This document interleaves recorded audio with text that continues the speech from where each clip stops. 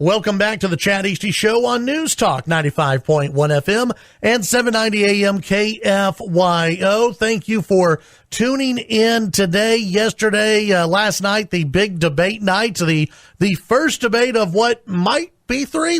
We'll see what happens in the days and weeks to come. And joining us on the phones to talk about not only that, but also the big major topic, the U.S. Supreme Court, U.S. Senator John Cornyn joining us here on the Chad Hasty Show. Good morning, Senator. How are you? Morning, Chad. Good to be back with you. I'm doing great. Good. Always glad to have you here on the show. Let's start off. I have to ask, and I'm sure you'll be getting this question quite a bit today. What'd you think about last night's debate? Well, it was quite a brawl. I'm not sure how many minds were changed.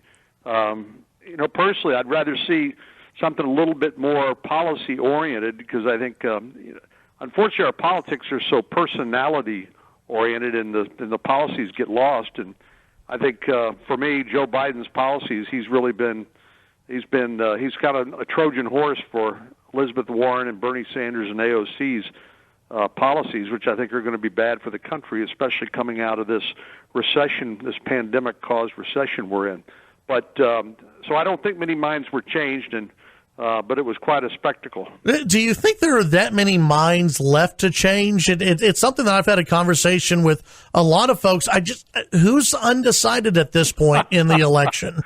Well, I don't think very many. I think really at this point, Chad, it's going to be who shows up and votes. Right. So that's I always say the candidate who gets the most votes wins. So that's really about how simple it is. Absolutely. Well, let's switch gears to I think one of the major topics of the year, and that is the U.S. Supreme Court.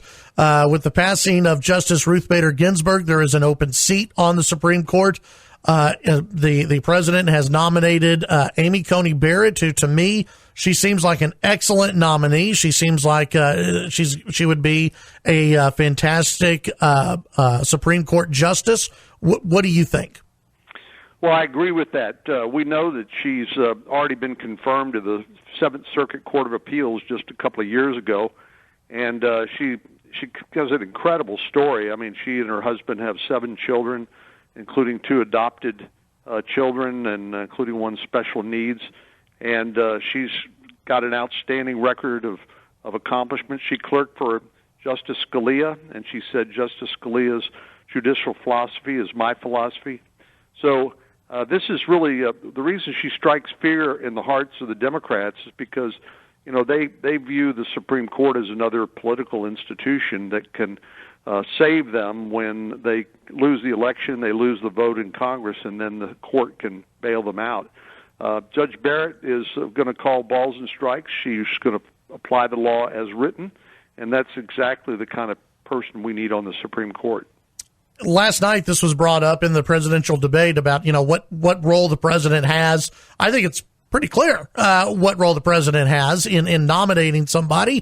Joe Biden, I mean, he wasn't out there disagreeing with President Obama when he had nominated Merrick Garland during a presidential election year. What's the difference here between now and 2016? And do you think that this nominee will go through and be win the nomination and of course go through to the U.S. Supreme Court?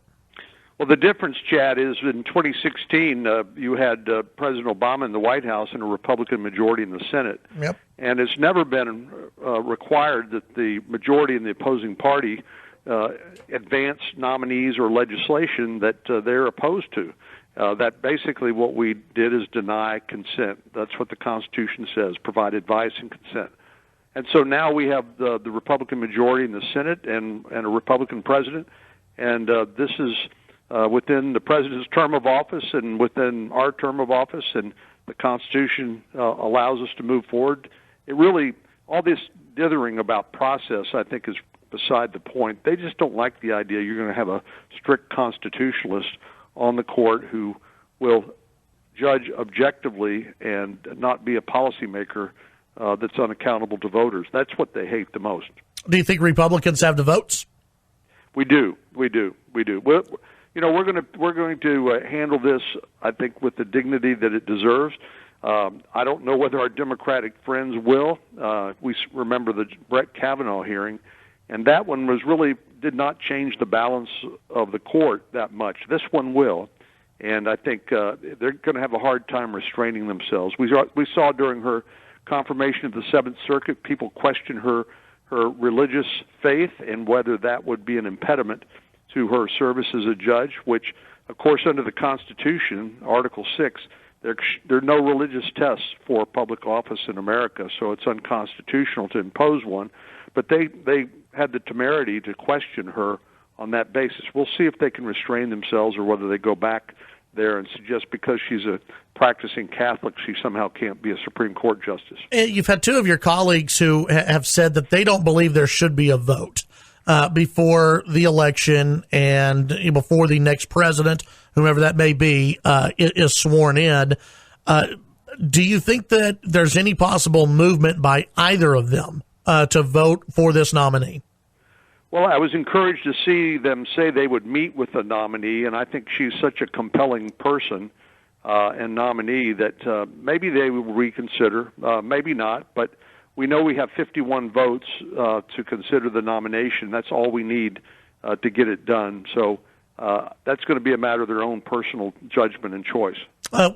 Timeline. What is the timeline for the confirmation vote? We'll start the hearings on October the 12th and then proceed through that week. I predict that the 15th is when we will have the initial vote, and then under our rules that has to carry over another week. So we'll have the final vote in the Judiciary Committee on October the 22nd, which will leave plenty of time between then and the election to have the vote on the floor of the Senate. Visiting with U.S. Senator John Cornyn. I know you're short on time, so I'll just ask you this. I've seen a few stories pop up that there are ways that Democrats can delay, maybe not by months, but they can maybe delay by hours or days this nomination. How would that work, and do you anticipate that happening? I think both sides have been gaming this out, trying to figure out if I was on the other side of this, what would I do to try to stop it or delay it. I think they've pretty much admitted what you just said, which is they could delay it, but they can't stop it.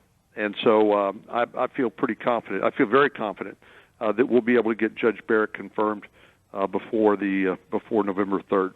All right, U.S. Senator John Cornyn, appreciate your time as always, and let's visit again soon. You bet, Chad. Thank you. All right, thank you. That's U.S. Senator John Cornyn here on the Chad Hasty Show, News Talk, KFYO.